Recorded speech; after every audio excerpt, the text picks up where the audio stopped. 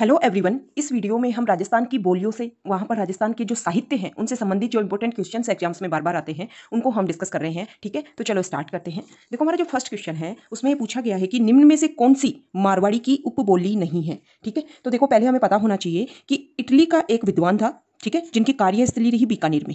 ठीक है, उनका नाम है एलपी टेसीटोरी। एलपी टेसीटोरी, उन्होंने राजस्थानी भाषा का, राजस्थानी जो बोलियां हैं उनके दो वर्गीकरण किए। उनके अनुसार जो पश्चिमी राजस्थान भाग बोली, पश्चिमी राजस्थान में जो बोली बोली जाती है वो मारवाड़ी, ठीक है, और पूर्वी राजस्थान या ढूंढाड़ी के नाम से। ठीक है, राजस्थान में बोलियों के दो भाग कर दिए, पश्चिमी राजस्थानी मारवाड़ी, पूर्वी राजस्थानी ढूंढाड़ी। और जो भाषा है वो मारवाड़ी की, पश्चिमी भाग वाली मारवाड़ी की उपबोली है और पूर्वी भाग में ढूंढाड़ी की उपबोली है। ठीक है, तो अब हमें पता करना है कि मारवाड़ी की उपबोली कौन सी नहीं है। ठीक है, तो बीकानेरी, जोधपुरी और थली, ये तीनों तो मारवाड़ी की उपबोली है, लेकिन नागरचोल उपबोली नहीं है। अब हमें पता होना चाहिए कि नागरचोल कहाँ की उपबोली है, तो हाड़ौती, हाड़ौती कोटा बूंदी बारा झालावाड़ वाले भाग को हाड़ौती बोलते हैं, हमें पता है। ठीक है, उसके उत्तरी भाग में, हाड़ौती के उत्तरी भाग में जो बोली बोली जाती है उसको बोलते हैं नागरचोल। ठीक है, नेक्स्ट क्वेश्चन है कि राजस्थान की बोली एवं क्षेत्र के संबंध को ध्यान में रखते हुए निम्न में से गलत युग्म को पहचानो। ठीक है, फर्स्ट है टोंक ढूंढाड़ी। देखो, जयपुर, जयपुर के आसपास वाले भाग में टोंक में ढूंढाड़ी बोली जाती है, सही है। सेकंड है पाली बागड़ी, तो ये गलत है। पाली में गोडवाड़ी बोली जाती है, पाली वाले भाग में पाली बाली में गोडवाड़ी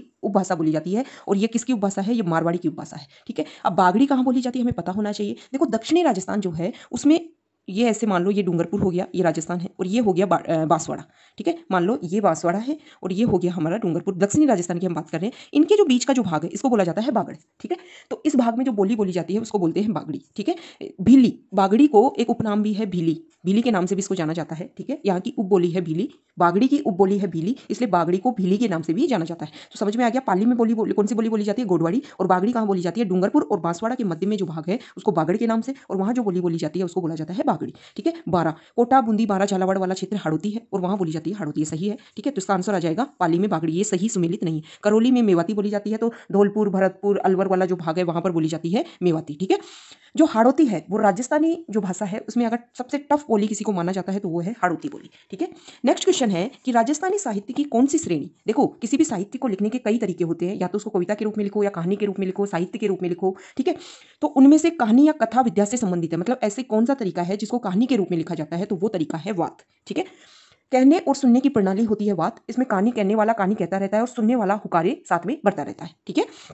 नेक्स्ट क्वेश्चन है कि बादली के रचनाकार कौन है। ठीक है, बादली के रचनाकार कौन है, तो बादली के रचनाकार है चंद्र सिंह। इसके अलावा बादली तो उनकी मुख्य रचना ही है, इसके अलावा लू भी इनकी मुख्य रचना है। हमें ध्यान होना चाहिए कि चंद्र सिंह की बादली भी रचना है और लू भी रचना है। ठीक है, नेक्स्ट क्वेश्चन है कि मारवाड़ी भाषा का विशुद्ध रूप कहाँ दृष्टिगत होता है। ठीक है, देखो हमें पता है कि मारवाड़ किस जगह को बोला जाता है, राजस्थान के जोधपुर वाले इलाके को मारवाड़ बोला जाता है, तो जोधपुर और उसके आसपास वाले भाग में सबसे शुद्ध रूप में मारवाड़ी बोली जाती है। ठीक है, तो इसका आंसर आ जाएगा जोधपुर उसके समीपवर्ती क्षेत्रों में। ठीक है, नेक्स्ट क्वेश्चन है कि जमीन रो कुण धनी कुण एवं मिंजर पुस्तकों की रचयिता कौन है। ठीक है, जमीन रो धनी कुण और मिंजर पुस्तकों की रचयिता कौन है, तो इसका आंसर आ जाएगा कन्हैयालाल सेठिया। ठीक है, इसके अलावा जो इनकी मुख्य पुस्तक है कन्हैयालाल सेठिया की, देखो उनका नाम है पातल और पीथल, पातल और पीथल। ठीक है, लीलटास, लीलटास भी इनकी मुख्य रचना है कन्हैयालाल सेठिया की। ठीक है, और एक इनकी मुख्य जो रचना है वो उसका नाम है धरती धुरारी। ठीक है, तो कन्हैयालाल सेठिया के बारे में अगर हम थोड़ा सा कुछ पता करें तो उनका जन्म देखो चूरू में हुआ था। ठीक है, 1919 में इनका जन्म हुआ। ठीक है, और 2008 में इनकी मृत्यु हो गई।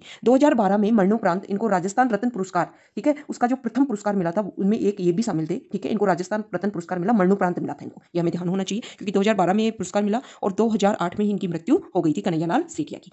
नेक्स्ट जो हमारा क्वेश्चन है वो है कि चंद्र बरदाई द्वारा रचित ग्रंथ है। ठीक है, कि चंद्र बरदाई ने कौन से ग्रंथ की रचना की थी, तो इसका आंसर है पृथ्वीराज रासो।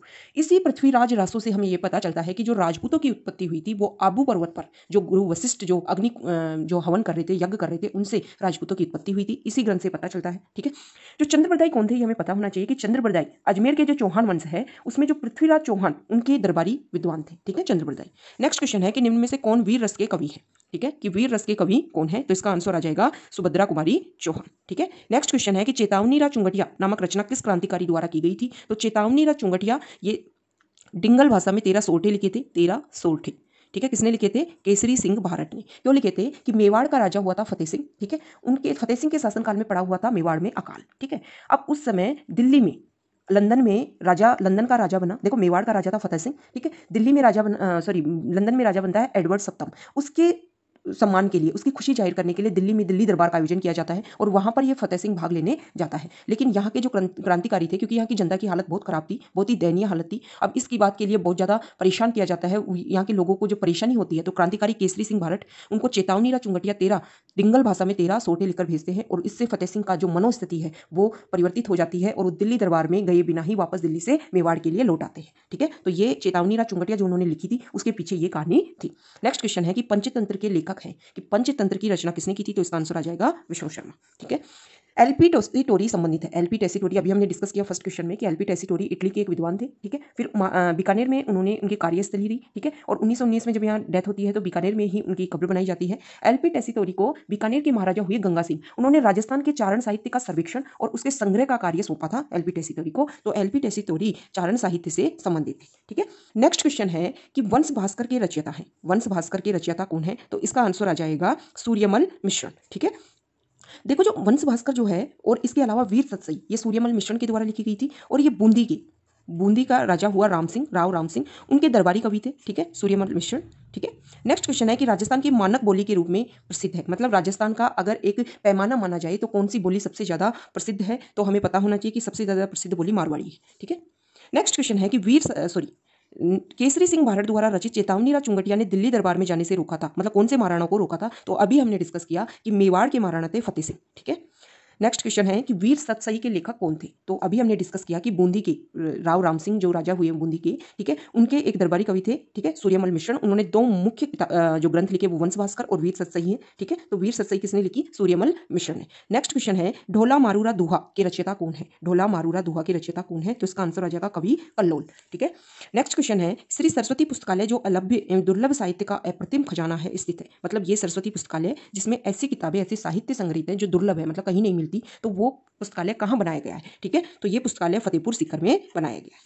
नेक्स्ट क्वेश्चन है कि राजस्थानी हिंदी संक्षिप्त शब्दकोश के संपादक हैं, राजस्थानी हिंदी संक्षिप्त शब्दकोश के संपादक कौन है, तो इसका आंसर आ जाएगा सीताराम लालस। देखो जो सीताराम लालस जो है वो राजस्थान का जो बाड़मेर जिला उससे संबंध रखते हैं। ठीक है, तो देखो जो इतिहासकार जो विद्वान हैं उनके हमें गृह जिले, हमें उनके जन्म स्थान, उनकी डेट लगभग हमें याद होनी चाहिए, इससे हम इनडायरेक्टली कई क्वेश्चंस को इजीली सॉल्व कर सकते हैं। ठीक है, ओके, थैंक यू।